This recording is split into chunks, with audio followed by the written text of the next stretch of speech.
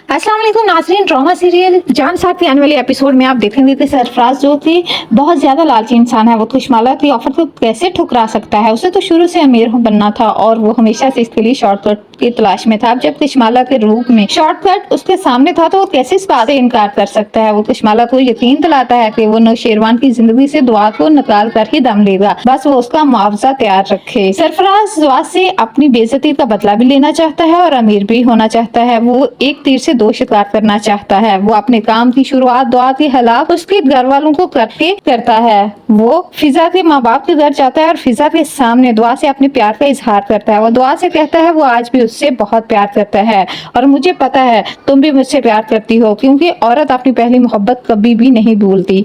वो इसके लिए फिजा को तलाक भी दे सकता है। वो ये सब बातें फिजा के सामने करता है ताकि वो उससे ज्यादा दुआ से नफरत करे और ये सब जो हो रहा है उसके साथ उसका जिम्मेदार वो दुआ को समझे। तब दुआ सरफराज से कहती है अपनी बकवास बंद करो और यहाँ से दफा हो जाओ। इस तरह करके सरफराज अपने मकसद में किसी हद तक कामयाब भी हो जाता है, क्योंकि फिजा अब दुआ से नफरत करना शुरू हो चुकी है। वो दुआ से कहती है कि उसकी वजह से सरफराज ने उसकी जिंदगी अजीरन कर दी और उसने कहा है कि वो आज भी उससे प्यार करता है और तुम्हारे लिए ही वो मुझे तलाक दे रहा है। ये बात सुनकर दुआ को बहुत ज्यादा हैरानगी होती है कि उसकी बहन फिजा उसके बारे में ऐसा कैसे सोच सकती है। तो अगले ही सीन में आप देखेंगे कि दुआ बहुत परेशानी की हालत में अपने घर वापस जाती है और जाकर नौशेरवान को सब सच सच बताती है कि किस तरह आज सरफराज ने आकर उसके घर में तमाशा किया। तब नौशेरवान उसे कहता है कि सरफराज बहुत ही बेहिस इंसान है, वो अपने फितरत के हाथों मजबूर होकर ये सब कर रहा है। तब दुआ उसे कहती है कि उसने उसे भी बहुत बुरा भला कहा है। ये बात सुनकर